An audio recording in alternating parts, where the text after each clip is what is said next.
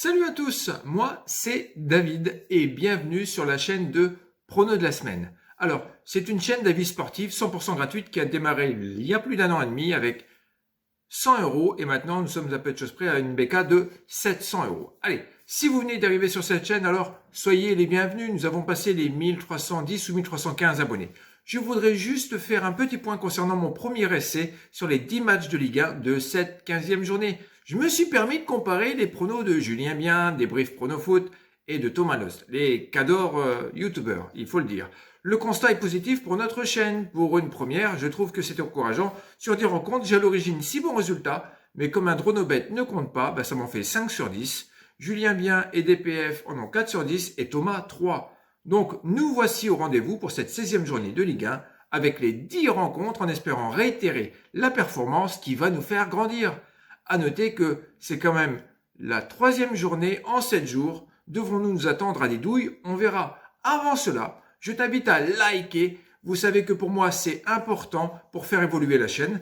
La petite cloche de notification qui va bien, qui fait ting, et de t'abonner si mon initiative te plaît. Allez, on va commencer directement par les 3 premières rencontres du samedi qui commencent à 17 h avec Marseille-Reims. À 19 h, nous avons Lens-Lyon et à 21 h, nous avons Metz-Lens. Alors, les Messins sont à la 10e place et restent sur une jolie victoire face à Montpellier sur le score de 2-0. Alors que de l'autre côté, nous avons effectivement la victoire de Lens qui s'est imposée sur le Rocher, une belle victoire sur le score de 3-0 et qui est actuellement 6e au classement du championnat. Pas simple avec une équipe Grenat qui pourtant reste sur 2 défaites consécutives à domicile alors que les Lensois restent sur 3 victoires consécutives à l'extérieur.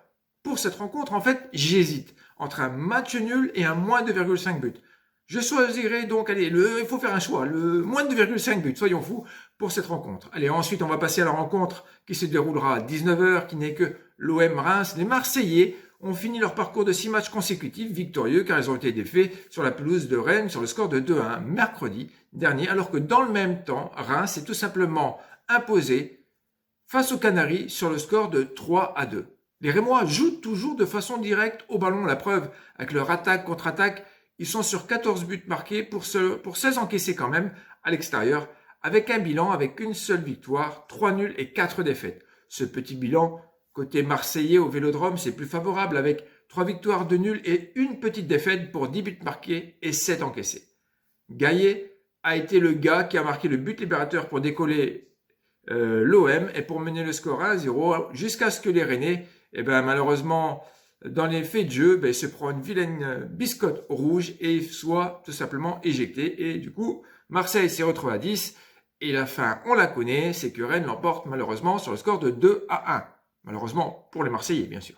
Mais pour cette rencontre, je donnerai quand même l'avantage pour la victoire de l'OM, tout simplement. Allez, ensuite, la dernière rencontre de samedi 21 h, c'est Nice-Lyon. La liste des absents dans l'équipe niçoise est fantastique, elle est longue. Alors, on a Natal, Danilo, Dante, Dolberg, Lasmalou, on pourrait faire une danse comme ça, Maoulida, Racine et Schneiderlin qui sont HS, alors que du côté lyonnais, seulement Mendes sera manquant car il a pris également un joli carton rouge. Nice reste quand même sur une belle victoire face à Nîmes à l'extérieur alors qu'ils étaient à 10 contre 11 et l'ont remporté sur le score de 2-0, tandis que dans le même temps, Lyon a tout simplement sauvé le match sur le score de 2-2 face à un Brest revanchard à la maison. Alors pour cette rencontre, je ne vois pas tout simplement Nice faire le poids contre l'ogre lyonnais. Allez, maintenant on va attaquer les rencontres du dimanche et on va commencer par la rencontre de 13 h qui n'est autre que Brest-Montpellier. Bon, c'est vrai, on sait qu'un match joué à peu de choses près à cette heure-là, il ne devrait pas y avoir grand-chose. Vous savez, jouer à l'heure de l'apéro, je trouve ça un peu con, hein. Mais enfin, ce n'est que mon avis. Pour autant, cette rencontre est assez intéressante car lors des 5 dernières victoires, en fait, Brest en a gagné 4 quand même et il reste sur 3 victoires d'affilée. À domicile, c'est pas mal. Et dans le même temps, l'équipe Montpellier-Rennes est invaincue depuis 6 rencontres à l'extérieur. Et d'après les books, Montpellier Hérault Sport Club est favori avec la jolie cote de 2,28. Personnellement, vu que Brest a pu l'emporter face à Lille, à Saint-Etienne et à Reims, j'ai du mal à croire qu'ils vont se faire arrêter par les Montpelliérains. Eh oui, ça risque d'être chaud. Et pour autant, je vous le dis depuis le départ, jouer à l'heure de l'apéro, ça va pas. Alors, par contre, je garderai d'ici là un joli match nul pour cette rencontre en faisant un petit clin d'œil à la martingale de Dams. À 15 h, l'heure du café, on a encore plusieurs rencontres, commencées par l'équipe de Dijonais qui rencontrera les Monégasques. Les Dijonnais n'ont pourtant pas été ridicules en jouant cette équipe du LOSC et en s'inclinant sur le score de 2-0. Monaco, quant à lui, reste sur 2 défaites consécutives à l'extérieur face à Marseille et à Lille. Pas des moindres. En ce moment, les hommes du Rocher, je ne les trouve pas très convaincants alors qu'ils pourraient peut-être retrouver le chemin de la victoire face à la lanterne rouge de notre Ligue 1. Avec un Golovin et un Pellegrini encore incertains pour cette rencontre, un match nul est bien fort possible pour cette rencontre. Ensuite, les Angevins vont se rendre à Nantes pour pouvoir se laver de leur vilaine défaite face à Strasbourg sur le score de 2-0 mercredi passé. Et dans le même temps, les Nantais, ils ont aussi des choses à prouver car ils ont perdu sur le score de 3-2 face à Reims. La liste des absents est longue de part et d'autre avec des joueurs clés comme Andy Pereira. Pour les Nantais, Amadou, Bouffal ou encore Fulgini. Pour les Angevins, une fois encore là, une grande possibilité d'avoir un joli match nul et pourquoi pas un score de 1 partout. Direction le Chondron qui reçoit l'équipe des Crocodiles.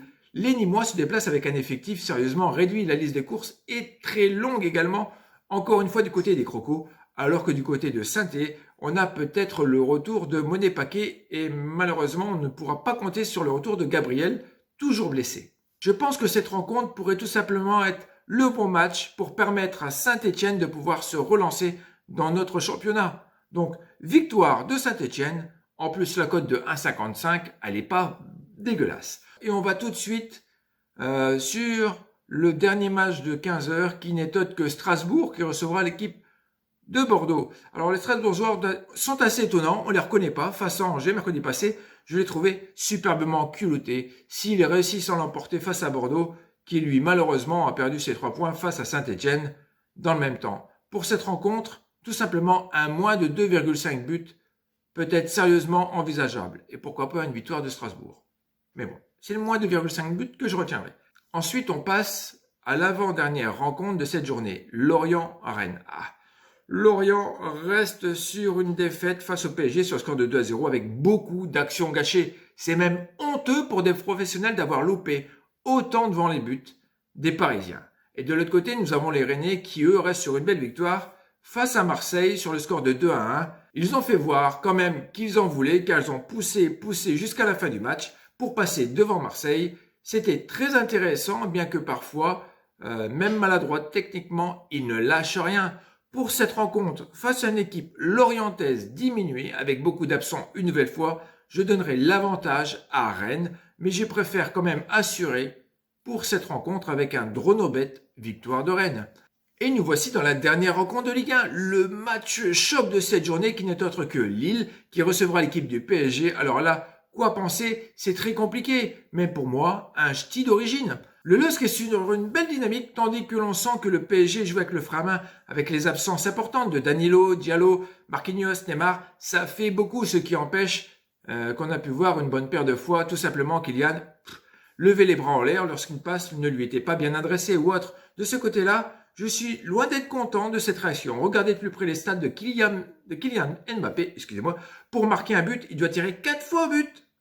Bon, certes, il a une très bonne vitesse de pointe, il faut pas l'oublier non plus. Mais bon, d'ailleurs, pour les abonnés et les spectateurs, si vous êtes capable de me donner la raison de la nouvelle couleur de cheveux, si on peut dire cheveux, de Kylian, je suis preneur parce que je ne vois pas pourquoi et je ne trouve pas cette information sur le fait qu'il a choisi cette couleur bleue un peu bizarroïde. Allez, revenons à notre match.